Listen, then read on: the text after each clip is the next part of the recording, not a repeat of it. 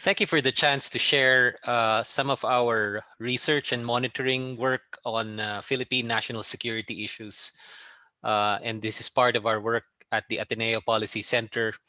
And it forms part of our new focus in the Ateneo School of Government on national security policy and national security reforms. And it covers a number of issues. And as I will present next, it tackles the national security agenda from a whole of nation perspective, covering not just traditional national security risks, but also a broader lens on the entire concept of national security itself.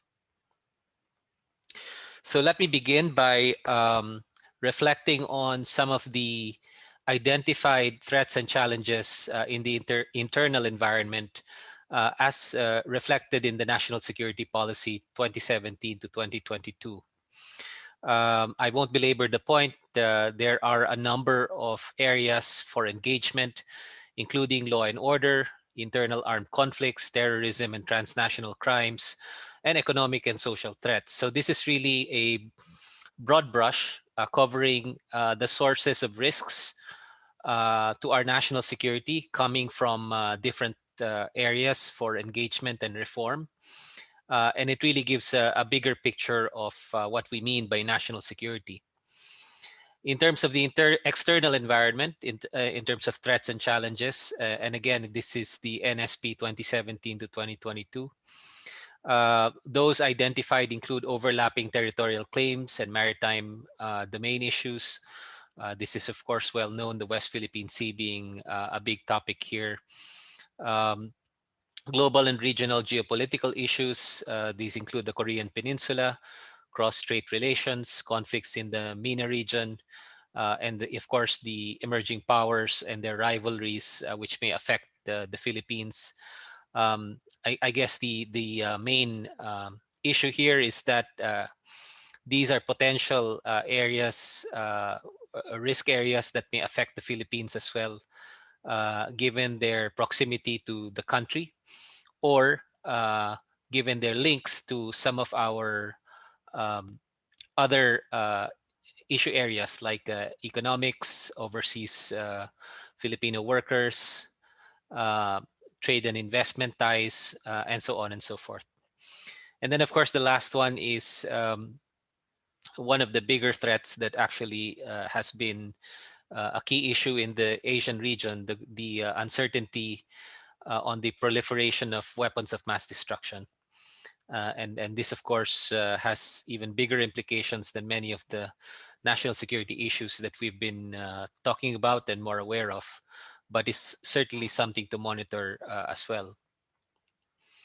Other strategic issues and challenges being the emerging issues, risk issues that the country faces, include the rising threat of cybercrime, and there has been an amplification of this risk because of the pandemic, as well as the value of online transactions has become more important and more prominent in the past over a year or so, due to the pandemic and due to the lockdown. So technology advances as well could amplify some of the risks here. And of course, cybersecurity threats are among the areas of concern. There's also the issue of climate change. Of course, this is very relevant to the Philippines.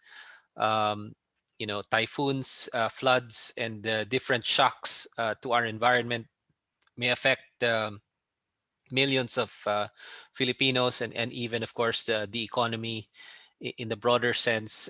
These disasters and crises can affect us in different ways.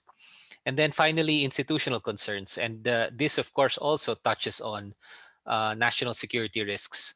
These include reforms in the security sector, which dig deep into governance issues, the political system, the integrity of the bureaucracy, and the delivery of basic services, to the extent that these basic services, social protection, health, education, and other aspects, in turn, strengthen the resilience of communities against some of the national security risks we are concerned about. And so if these delivery mechanisms are and governance mechanisms are somehow weakened, we can expect that to also have negative implications on national security. So just to clarify briefly, the national security policy feeds into the national security strategy. In fact, the NSP provides the general policies to achieve the national security vision, and the NSS articulates in operational terms the policies set forth in the NSP. These are not my words. These are from a presentation by Assistant Secretary Clavejo of the National Security Council. And so I'm only sort of reiterating what he expressed in a recent presentation. And just to clarify that the desired end state is a safe and secure Philippines at peace with itself and its neighbors, where its citizens are allowed to reach their full potential through social cohesion and the promotion of social justice and harmony, political stability, sound environmental management, and economic progress. So many of the ideas that we are familiar with all tied together in a vision of national security that includes not just traditional lens of national security, but also economic security, environmental security, and this idea of social cohesion, which is quite important given the rising degree of inequality and even political division in the country. So social cohesion is in fact one of the key areas of work that basically expands even more the view of national security. So the two-pronged strategy of government is the effective use of the instruments of national power, as well as the wealth creation and resource generation necessary in order to um, sustain a strong national security stance, but also in order to promote the environment of stronger social cohesion and hence also national security. There is a recognition that the whole of government approach is necessary to promote national security, which is welcome development given the broader understanding that it's not all about a punitive approach or a conflict lens on national security, but also in terms of inclusive development and social justice, as well as an environment that addresses the different national security risks writ large. So I'm not going to belabor this point. There are many instruments for promoting national security as recognized by our national security policy, and they touch on political and legal, diplomatic, informational, and informational is very important in today's world of greater interconnectivity and rapid advances in information technology. There's also the issue of intelligence, which is again one of the often controversial issues in terms of resource allocations for intelligence. It's not yet clear to what extent this area can actually be further improved or even reformed. The other aspects include economic and technological levers for national security, as well as, of course, the more traditional use of military and law enforcement.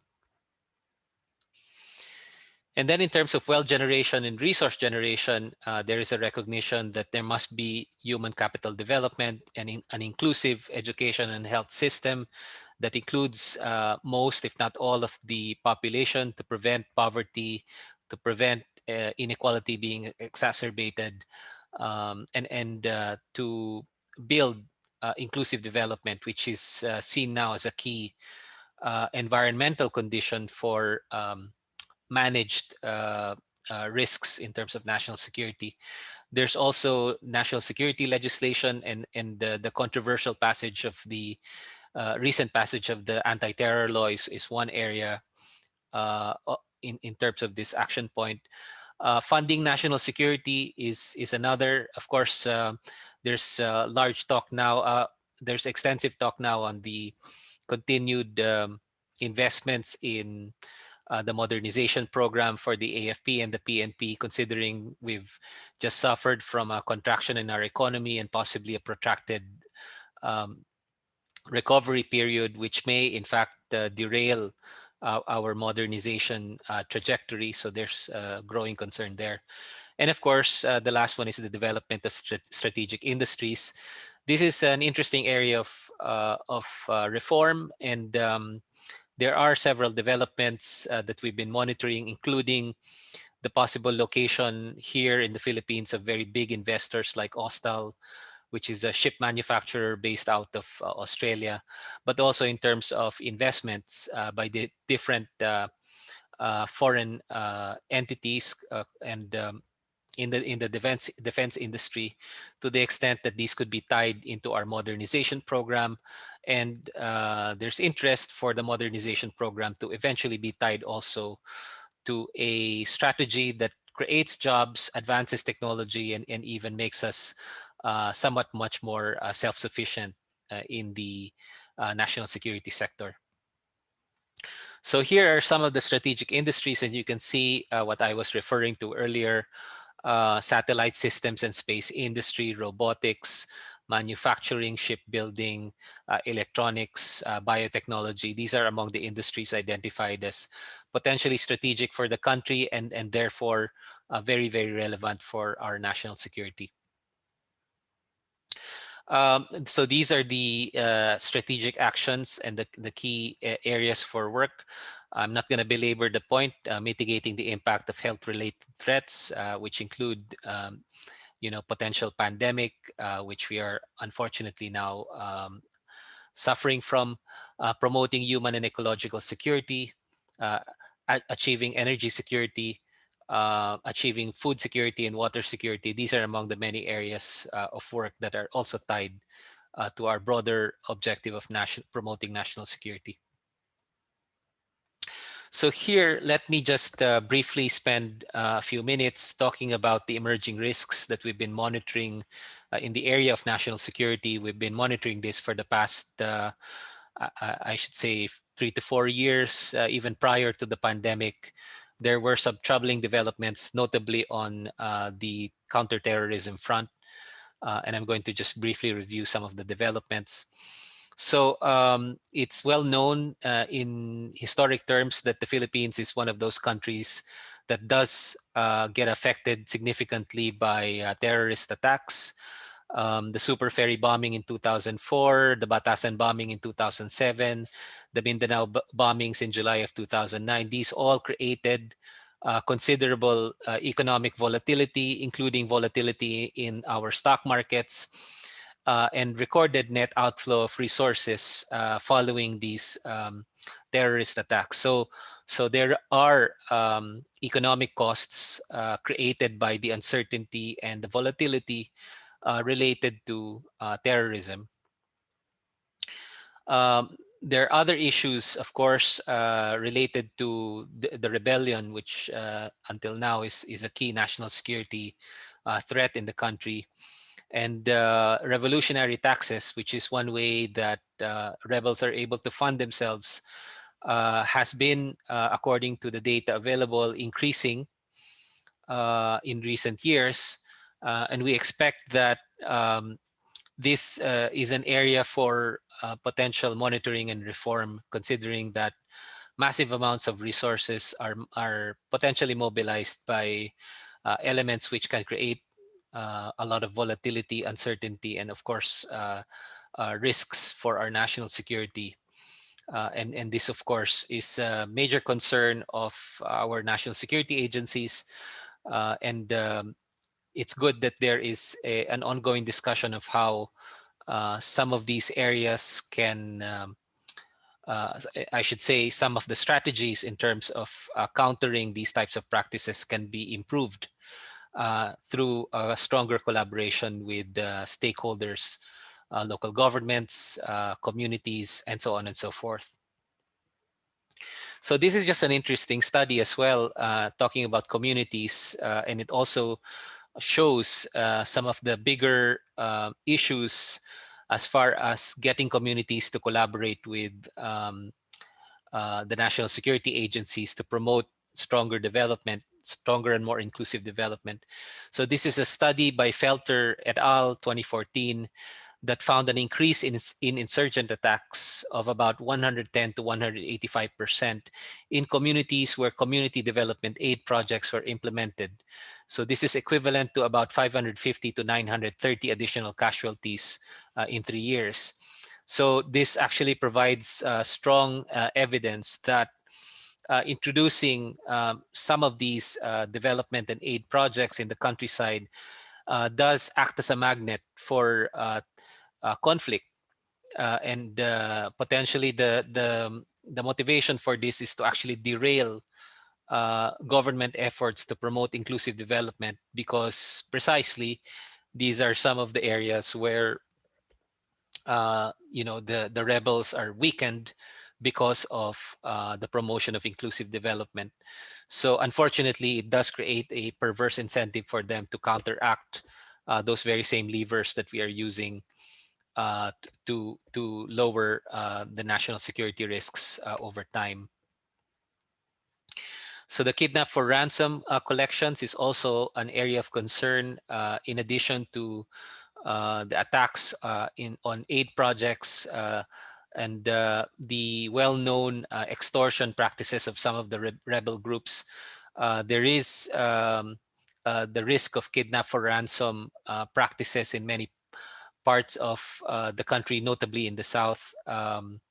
So the kidnapping in Sipadan in 2000, in Dos Palmas in 2001, in so this is the Oconek deal and kidnapping in 2014, and of course in Samal Island in 2015. And basically, there has also been a rather extensive discussion on the impact of martial law applied to Mindanao, whether in fact it improved the national security situation there. And there's an interesting study by, this is a group by our good friend Pancho Lara, who has published a report showing that there are fewer but deadlier conflicts in Mindanao in 2017 under martial law.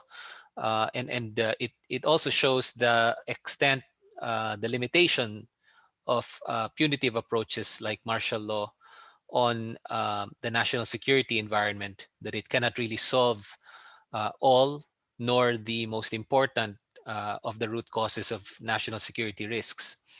And of course, this is quite contentious as a topic, in part because in Mindanao, the martial law application was actually very, very popular in some places in Mindanao.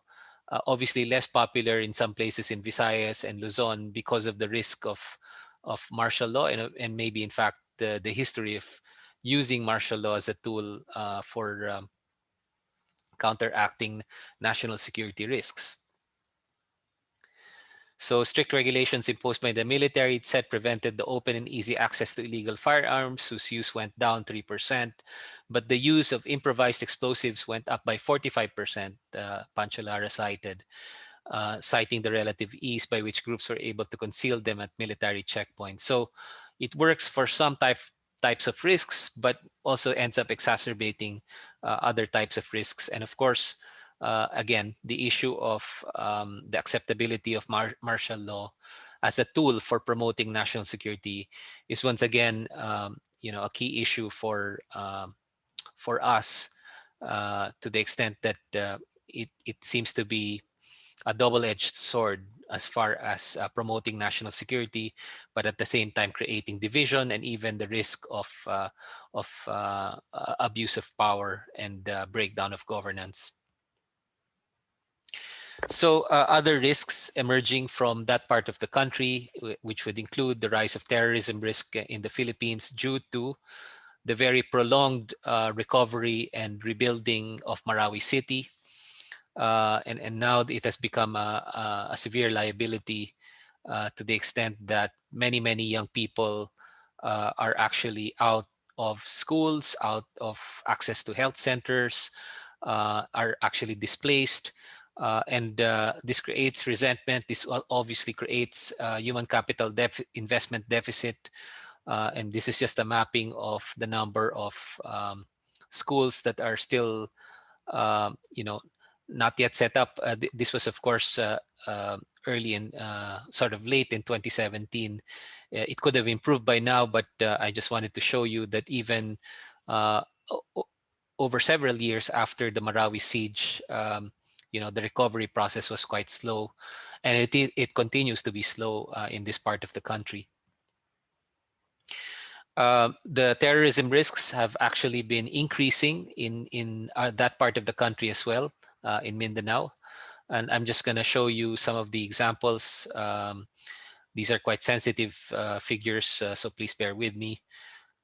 You have Sultan Kudarat, you have Basilan, you have Lanao del Sur in terms of the risk of, uh, child soldiers being recruited.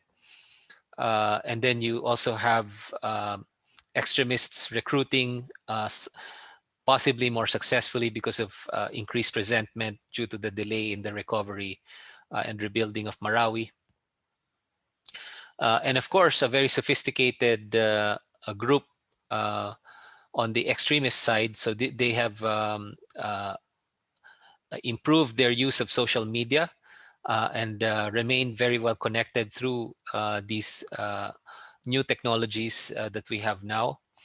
And they even have an official newsletter.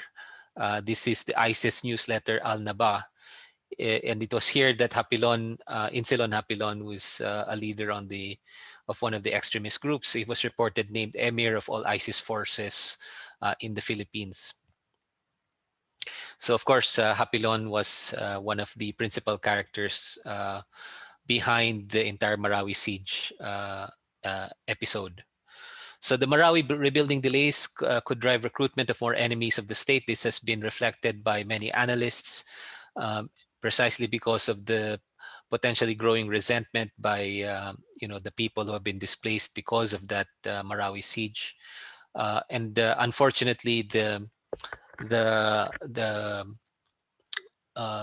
great risk now, as reflected by one of the military leaders I talked to in that area, is that the next Marawi could actually be Marawi, such that the way in which that conflict was prosecuted may have created the very same risks of repeating that entire episode of extremism, and this comes close to sort of a nightmare episode as far as national security is concerned, where you are locked in a conflict trap, where conflict actually is addressed in a way that creates the very variables that will increase the risk of future conflicts, which then becomes sort of a recurring cycle. And trying to break out of that cycle could then be very, very difficult if it becomes entrenched. So the delays in the Marawi rehabilitation is increasing the risks of ISIS recruitment. This has been reported already by several groups, including the Department of State in one of their reports. And the ISIS and Marawi city, I think if you review the emerging evidence, the extremist groups have a strong attraction to the better off, better educated Muslim middle class, to an ideology which says true justice is only achievable in a pure Islamic state. So these are the words of Sidney Jones, who is one of the experts in the region, looking at the ties that actually create extremist groups, and the way that extremist groups actually embed themselves in local communities. So successful propaganda portraying East Asia as an important jihad, attracting some foreign fighters, and communications technologies in ISIS videos. So they are all leveraging these technologies to promote, the extremist ideology.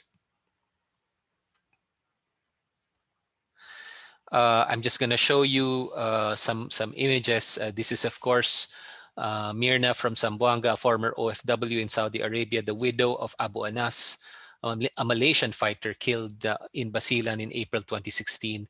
And it was this Filipina who helped introduce the Indonesian jihad leaders to Insilon Hapilon in 2016. And again, these developments emphasize how interlinked the national security risks have become, particularly here in this part of the world, and primarily because of the porous borders in some parts of ASEAN.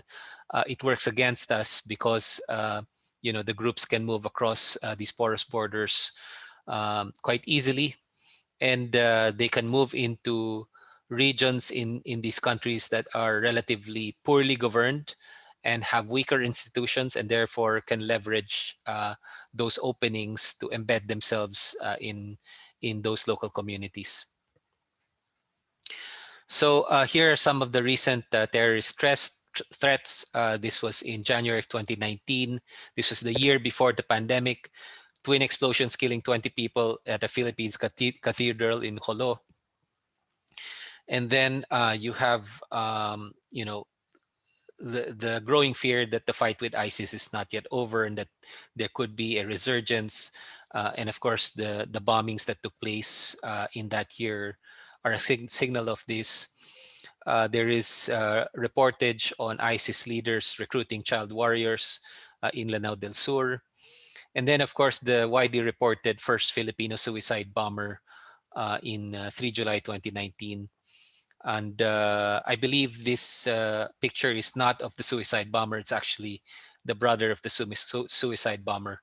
The issue here, I think, is that there is a deep implication for the Philippines once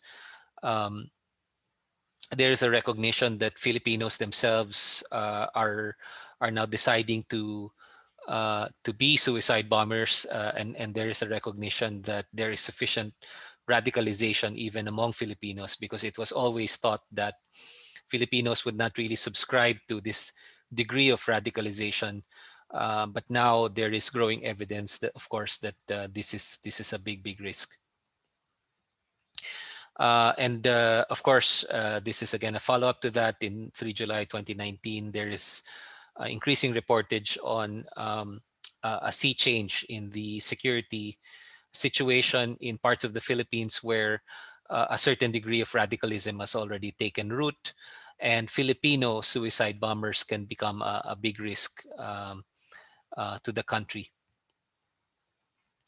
And of course, more issues in terms of porous borders, terrorists from Sri Lanka slipping into the Philippines, possibly collaborating with local grown radicals. And of course, again, this relates to the porous borders of the country, and the potential for um, external influence on the national security situation in different parts of the country where poor governance, underdevelopment, and deep poverty and underdevelopment make it fertile ground for recruitment and radicalism as far as these terrorist groups are concerned. So an Augustana group called Suyuful Khalifa fi Luzon, formed by remnants of the Raha Sulaiman Islamic movement, was reportedly planning to bomb churches in Luzon with help from Samun and Santo Domingo. So these are the reportage coming out of the region, uh, giving a hint that different radical groups are potentially moving across borders and affecting each other's national security situation. And finally, and I want to end here, we do have our own long-standing governance challenges, particularly in BARM being one of the poorest, least developed parts of the country, and also an area with deep social justice, social injustice issues. And there is a lot riding on the success of BARM and the potential of different groups to take advantage of its failure or potential failure or weakness. So, of course, we would like it to succeed in order to prevent those types of scenarios where, again, conflict will return as a cycle and affect that region. and it would again be very, very difficult to form, the necessarily peace coalition um, to begin and try to break that cycle and bring peace and inclusive development in the region. So this is again one of the areas for engagement. And I'm very proud to say that the Ateneo School of Government has been very committed to doing our part in capacity building and helping improve the governance environment in that part of the country by working with BARM leaders. So I'll keep it here, and I welcome our discussion and the exchange of ideas. Thank you.